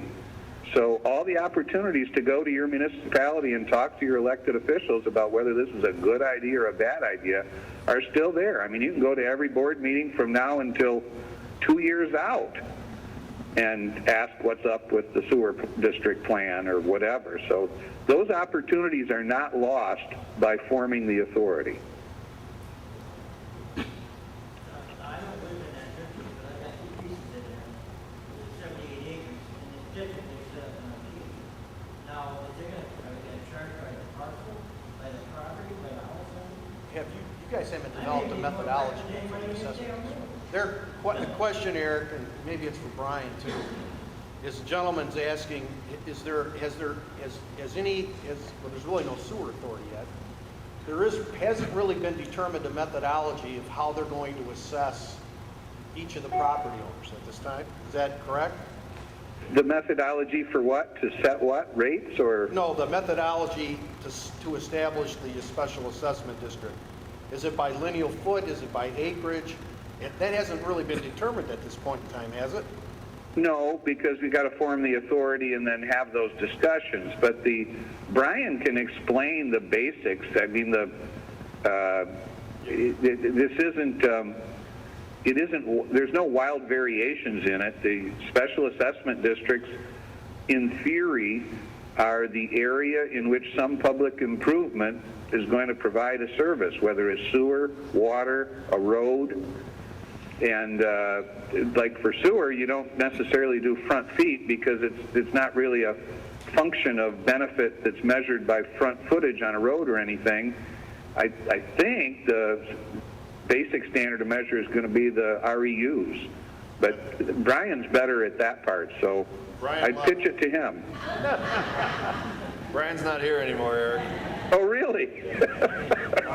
Yeah, I got it. Yes, vacant parcels will be assessed, and the assessment is based on the size of the parcel. And Eric had mentioned the term, or the acronym REU stands for Residential Equivalent Unit, and that is a way to categorize one single-family home on a lot would be one REU. Okay, so if we right. So what we do is on vacant property, we say, okay, what is the opportunity? How many lots can you get on 80 acres based on the zoning?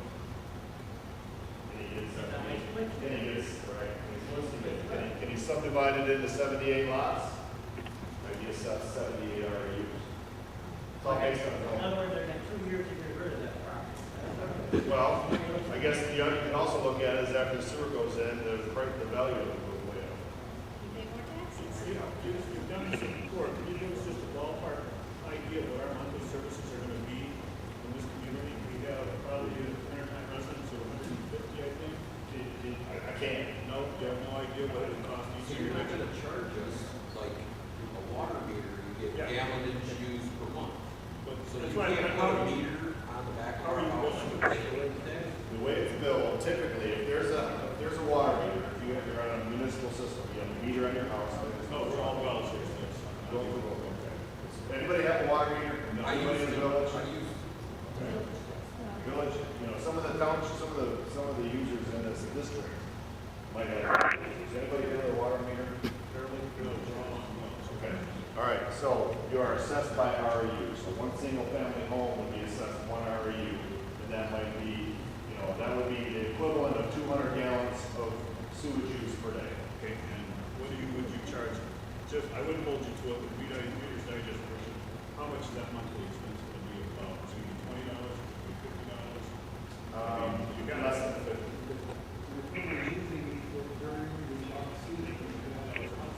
I'm saying I don't know. I'm taking some guesses.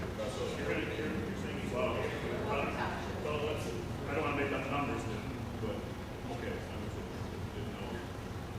See, I think what Brian's presentation is, a lot of the numbers will be a little bit more evident once they get that letter from rural development saying, this is how much we'll give you a loan for, this is your interest rate, and oh, by the way, this is how much we'll give you a grant. Once they get that finalized, then they can start running the numbers and give you a little bit better ballpark of what the costs are. Okay? Yes, sir. Then I'll. I've been involved with a couple of sewer projects, and with all due respect, all engineering firms seem to overrun their estimate of engineering charges, and constructors always seem to overrun their initial bid, and it results in change orders. So my question is, if there's several $1 million of change orders, and we've got a letter of commitment that funds up to 100%, the project runs 120%, where does the additional 20% come from to complete the project? When we close, after we open bids, that's a very good question. After we open bids, and he's asking about change orders. Change orders are something that come up during construction that you may not have had in the plans, you couldn't account for, you didn't account for, and all of a sudden we have a situation that needs to be fixed, and we didn't have a bid item for it. The contractor didn't have price to take care of it. Let's say we're putting in sewer and we hit bedrock 2 feet down. Now we've got to blast a trench to get the sewer in the ground, okay, as an example. How do we handle change orders? When we close on the loan, there is a condition in that loan closing. If the bids are $40 million, we have $40 million plus a certain percentage set aside specifically for change orders, so that we don't get in that situation. Yes, ma'am. I'm just wondering, been involved in other communities who rejected or elected not to get into sewer, that later the state or environmental have required The question was, have you been involved in any projects where the community initially rejected participation in the sewer, and then somebody like the federal government or the state came in and mandated they had to do it? Yes. I mean, that is a thing that happens in this year. Happens more frequently than you think. Okay, well, based on hands, Mr. Dolman, I feel like I'm at an auction. Okay, right here. Okay. We have an idea of individual cost of the connection to the home also. I know we don't have a monthly cost of service, but do we have a number that would tell us of the cost to hook to the home? Well, if it's done, if that connection, the pump is put in, the connection's made during construction while we're putting in all the sewers under the roads, I've got that cost wrapped into this project. Once the project is done and contractors are gone, it costs more to get them back and more restoration. Then that cost will be something that's not part of the construction. It won't cost me any money to run that pipe in my home. It's already paid for. It's already figured out. The thing we need to realize also, Take a look at the graphic here. this is really what, we're putting in. I mean, you've already got this in the ground, essentially. So we'd be tapping into the line that comes out of your house with your septic tank, rerouting that into. And so your number 4 there, is there a hookup fee, a hookup fee to meet from that? Not at the onset of the project when we're under construction. Electrical. The electrical?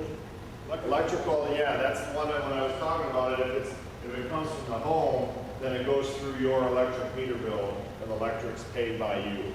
If it's on a separate pole, with a separate meter base and a separate service, we have a pole here with a meter base, then that all goes to the sewer authority. Now, electric use on these is pretty light. It's smaller than, it's less than your well. These are typically 110 pumps, 220s.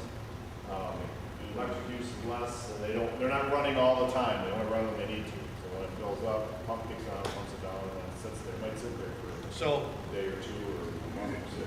The cost to install the storage tank, the boundary valve kit, and filling in the septic tank, the existing one on site, is all in cost. Got that wrapped in the cost. Yes, sir. If that one burns out, who pays for the replacement? The sewer authority. If this line is where we expect it to be right here, all of this is operated and maintained by the sewer authority, that would be removed, repaired, replaced, the new one put in, and as part of the sewer. Do you have a backflow preventer somewhere? They're in the pumps, yep, absolutely. Ma'am? Where does the sewer authority get their money? Sewer authority will get money from two locations, two systems, I guess. One is a special assessment fee, and that pays off the loan, and the other one is the operation and maintenance cost, the monthly bill that you would have once you connect. That's where that money is. And that changes then as operation possible. Yeah, those are reviewed on an annual or every couple of years basis, you know. But the way the funds are set up is as an enterprise fund. The township sewer authority cannot make money. It's not a money-making venture. Okay, the enterprise funds have to cover the cost of operation, maintenance, and paying back the loan, but they can't make money. But what you will see though, as part of that, is they set money aside every year, every month for future replacement, for emergency situations, for replacing the system when it's at the end of its useful life. So although you may see a fund balance, those monies are tagged for certain things. It's not just sitting there and they can't say, you know what, we've got, Arcadia has a park they want to redo, and we use some of the funds so we can't do it. And the people who have to do the work, the people who will, are they contractors or are they? Yeah, so what happens, once the system goes in the ground, now the sewer authority has to have somebody on staff or hire somebody as a contract operator to operate and maintain that system. Now, that can be like DPW, Department of Public Works. You know, we've talked about Gary's guys, they do it already in Manistee Township and their tribal properties. And they extend that they now take care of this as well. There's other options for contract operators. But yeah, they have to have a certified wastewater operator, and they have to have staff that can fix and deal with any issues with it. I have one last question. How much cost is involved running the line south of Bear Lake as opposed to dropping that line completely? Running itself from Barry, you like down 31? Right. I see no need for that to serve the three communities. It's great for expansion in the future, Right. but the three communities are paying for that project cost at this point.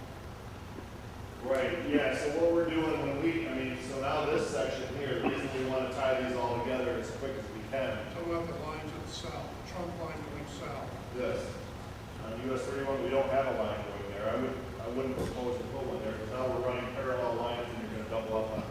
I thought the black line indicated the sewer line that you. No, this is US 31, this big heavy black line. The sewer line is this dash where it says FM, force main on it. And that follows M22 in this location, follows Potter Road here. This is just the black line showing you where US 31 I is. was missing this one in the Okay. chart. Yeah. I guess that's basically my time. You said that the homeowners will be responsible for the expenses to that certain point, but it can change. How quick will that be cut in stone? At what point do we have to pay? Is it pretty much always somebody else pays for the pump and the holding tank and stuff? Or is it ever after we end up having to pay for the storage tank? That would be set in stone at the onset of the project and when we apply for rural development funding. We have to tell them, okay, what is included in this project? And that's when that would be noted. So if somebody who doesn't connect when this is built, 5 years down the road, they say, we want to connect, you call up the DPW or you call up the sewer authority and say, all right, I want to connect. And that's, We're submitting our bids to the contractors. They submit the bids, they'll be submitting the bids for the tanks installed then? yes, while they're there. While they're there. Yes, while they're That there. won't change, but if it's not installed, Right. we won't pay for the tanks. Right. Once they're gone, then that's a different story. Because now they need mobilization to get off-site, everything's been restored, they're done with the project, to get them to come back and bring equipment back. Let me just add to that because this question came up yesterday morning. A gentleman asked, his question was, what if I want this part of the project brought down closer to the road, not in the right of way, but closer to the road? Then he goes, would it be my responsibility to bring the line further down? His concern was he'd rather have the tank and the valves closer to the road than closer to his house, understanding that he would have to pay that additional cost to have that pipe go that far. So, Bids include the tank. yes, yes, We won't be paying for it. correct.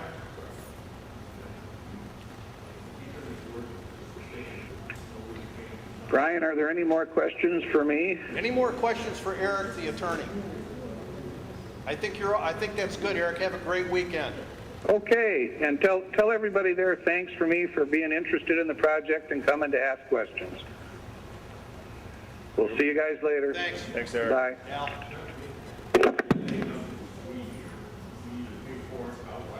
Or you pay for it. Or you pay for it, you pay. So you're paying one way or the other. If I'm not mistaken, Brian, the cost of the storage tank and the valves is part of the cost of construction, which we paid by the SAD. Right. We paid by the SAD. One thing I do want to bring up on that, right now, let's say you own all the way up to the road, let's say this is your property line. If we're going to do this work and we pay for it through the federal funds on the private, I need to have an easement from the property owner to do this. It gives us the public right to enter, construct, and maintain that system. Now, if we get a property owner that says, absolutely not, I am not giving you an easement on my property, this can still be done, but you're going to have to pay for all this. We cannot do work on private property with federal funds. Any money spent on with federal funds has to be in some form of Okay. public. This gentleman here. Typically, how deep are the main sewer lines and the lines leading up to the house? 4 or 5 feet. Sir? A lot of the presentation today has had kind of a negative overtone to it from the public's perspective. Suggestion going forward, if you were to prepare some kind of informational package that promotes the positives for having municipal sewer systems, for example, the possibility of more businesses paying higher taxes to local governments, attracting business opportunities that would never come before. There are a lot of positives to having municipal sewer systems, aside from just keeping the water clean. And I think that sometimes is not factored into these decisions. I agree. But we have to understand that a positive for one is a negative for another. So, for example, you might have somebody that says, I don't want development here, right? So for us to say one of the positives is that you get more development, that may be a negative for somebody else. I think it's a positive. I think You can't stop development, all you can do is control it. Well, what's happening, we had one of the conversations last night after when people were hanging around. I'll just give you a real life example. I'm doing some work up in Antrim County with a couple of the small villages there. The health department will not give property owners in their business districts any permits for septic. The reason the lots are too small, the septic is overwhelmed. So when a business goes out, that building becomes vacant. That taxable value in that community goes down. And that's one of the, that's a non-water quality issue. That's an economic development issue.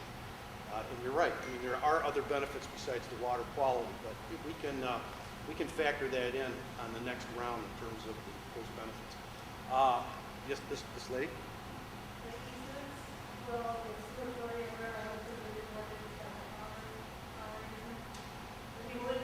it's a recorded easement. Yeah, it's a recorded Yes, it's by their page and everything. And well, Sorry, that's not question.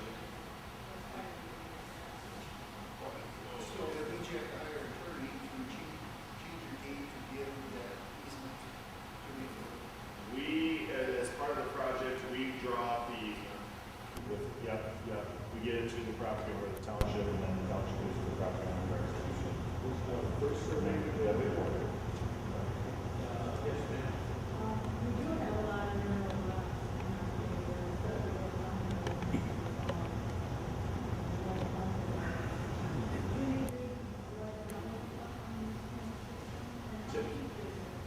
It's about 4 to 5 feet deep. Typically, we don't like more than one user on the system. We like one pump per user. Because what happens then is when you get more than one entity, more than one owner on a tank, there's different conditions that the state imposes as far as duplex pump, maybe an on-site generator, depending on how many people you get on one pump.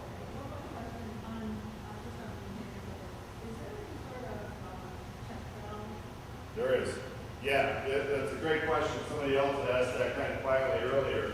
There's a check valve involved. Sometimes we need the valve kit. There's always one in the pump. But since this is all under pressure, how do we keep flow, with, you know, pressured main? How do we keep from falling back in here, filling this up, filling up, back, and so on and so forth? There are check valves, redundant check valves in each pump system. Yes. The gentleman spoke about economic development, which I understand. However, Oneida Village has a sewer system, and it has produced milk in our road. This is a very seasonal community. You can't expect people to come in and set up a business when they operate 6 months out of the year. It's not economic. Any other questions? Yes, sir.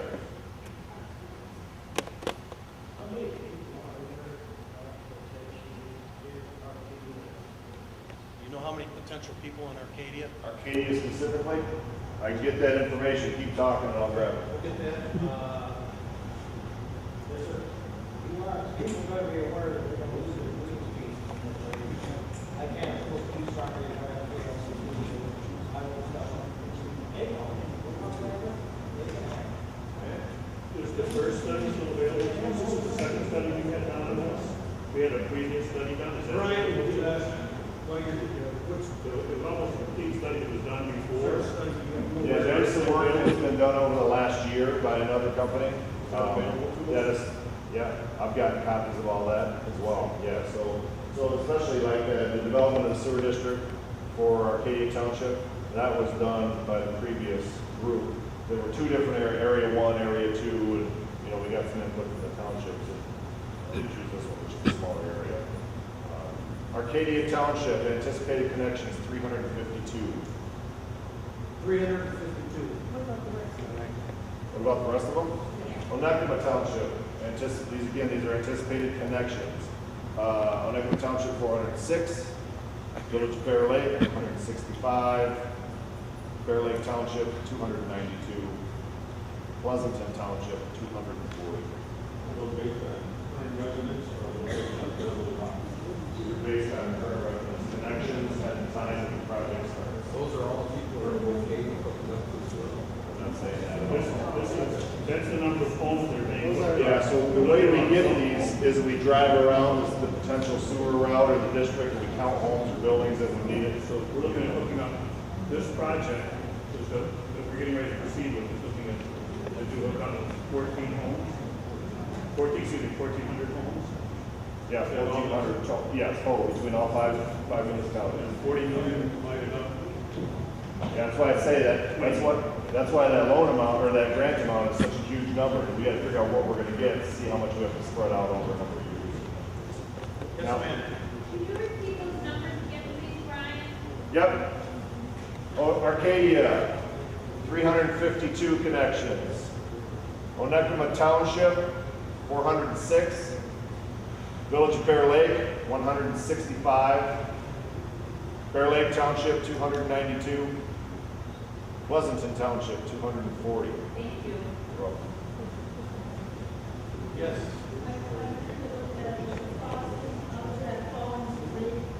Probably a wetland there. I'm sure it's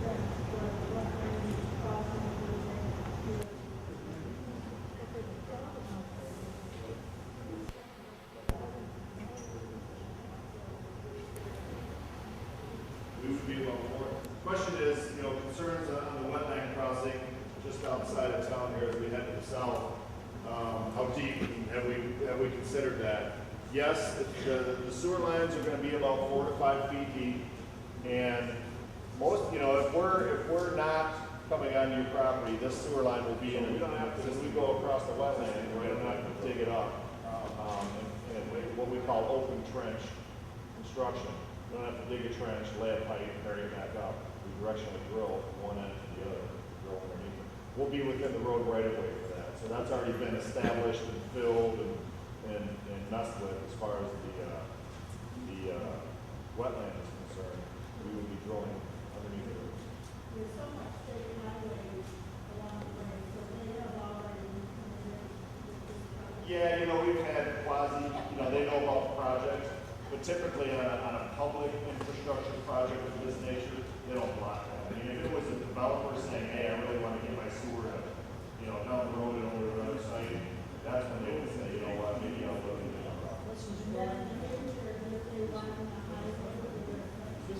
If they widen the road, yeah, typically it wouldn't, I mean, we're gonna put it deep enough so that we don't have to worry about freezing. If they widen the highway, we would, typically it wouldn't get in the way.